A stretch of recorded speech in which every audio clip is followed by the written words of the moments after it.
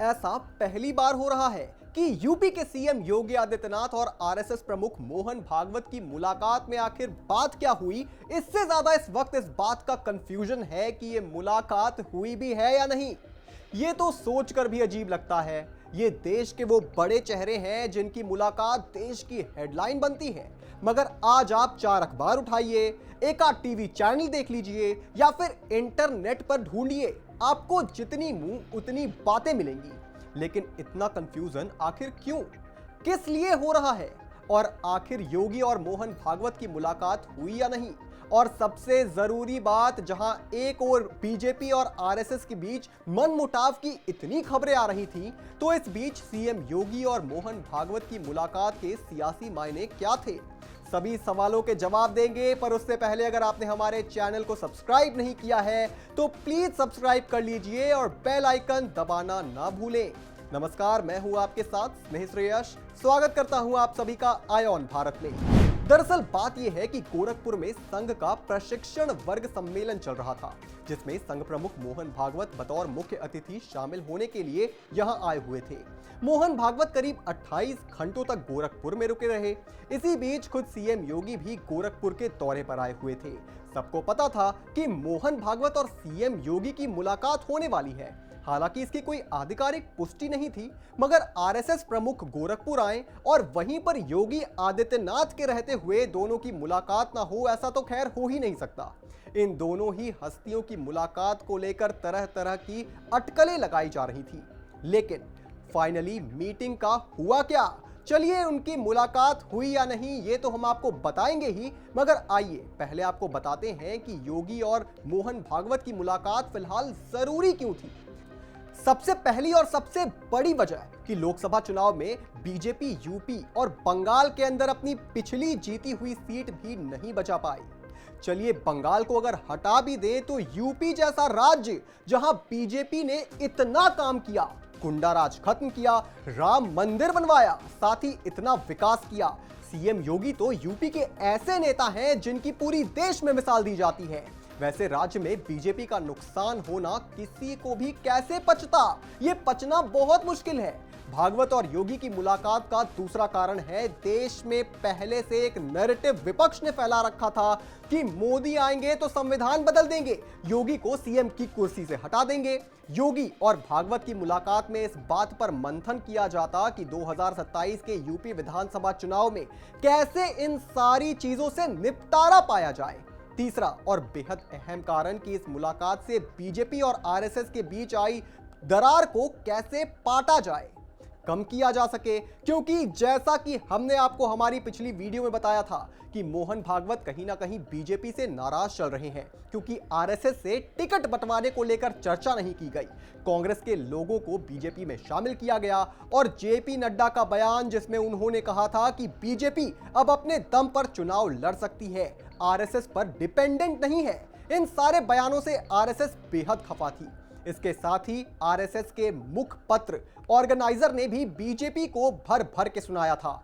कहा गया है कि बीजेपी के कार्यकर्ता अपने बुलबुले में खुश थे, मोदी की चमक में अंधे हो गए थे और चुनाव जमीनी स्तर पर काम करने से जीते जाते हैं, ना कि फेसबुक पर सेल्फी पोस्ट करके कोई चुनाव जीता जाएगा। इसके साथ ही ऑर्गेनाइजर में एक शब्द इस्तेमाल किया गया था, अनरीचेबल नेता। यानी बीजेपी का कोई भी बड़ा नेता जनता के बीच जाकर उनसे मिलता नहीं है, उनका सुख दुख जानने की कोशिश नहीं करता है। अयोध्या में जब लोगों के घरों को राम पथ बनवाने के लिए तोड़ा गया तो उन्हें उचित मुआवजा नहीं मिला, और तब भी बीजेपी के बड़े नेता वहां जनता से मिलने नहीं गए। और आरएसएस और बीजेपी के बीच इतनी दूरी आ गई थी कि बीजेपी का लोकल एमपी और विधायक भी आरएसएस लीडर से नहीं मिल रहे थे। इसी बीच जब खबर आई कि आरएसएस प्रमुख गोरखपुर आ रहे हैं, तो लगा कि योगी से मुलाकात करके चीजों को ठीक करने की कोशिश की जाएगी और संघ प्रमुख मोहन भागवत योगी को सुझाव देंगे, जिससे 2027 के लिए आरएसएस के साथ मिलकर बीजेपी अपनी तैयारी को और ज्यादा मजबूत करेगी और पिछड़े और दलित के वोट जो बीजेपी से छीनकर इंडी गठबंधन को चले गए थे, यहां तक कि मायावती के वोटर्स ने भी इंडी गठबंधन को ही वोट किया, उन सभी वोटर्स को अपने पाले में कैसे लाया जाए। चलिए, यहां तक हमने जो बात की वो सिर्फ इस बारे में थी कि अगर इन दोनों की मुलाकात होती है तो इनमें किन चीजों पर चर्चा होती। आयोन भारत आपको पुख्ता जानकारी दे रहा है कि महज 20 मिनट की दूरी पर होने के बावजूद मोहन भागवत और योगी आदित्यनाथ की मुलाकात नहीं हुई, और ये हम आपको अपने सूत्रों के हवाले से बिल्कुल पक्की खबर दे रहे हैं। अब वो धड़ा जो पुख्ता तौर पर यह कह रहा है कि दोनों नेताओं की मुलाकात हुई है, उनसे छोटा सा सवाल है कि अगर ये मुलाकात हुई है तो बंद कमरे में क्यों हुई, खुले मंच पर दोनों जनता के बीच क्यों नहीं गए, दोनों की ओर से आधिकारिक तौर पर इस बात की पुष्टि क्यों नहीं की गई कि इस मुलाकात का निष्कर्ष क्या निकला। और ये कोई हवाई बात नहीं है। मोहन भागवत ऐसी शख्सियत हैं कि उन्हें कश्मीर से कन्याकुमारी और पोरबंदर से सिलचर तक बच्चा बच्चा जानता है। और जब सीएम योगी जैसे बड़े नेता मोहन भागवत से मुलाकात करते हैं तो टीवी चैनल से लेकर सोशल मीडिया तक उनकी तस्वीरें सुर्खियां बटोरती हैं। और हम आपको ये पुख्ता तौर पर बताते चले कि मोहन भागवत और योगी आदित्यनाथ की मुलाकात क्यों नहीं हुई।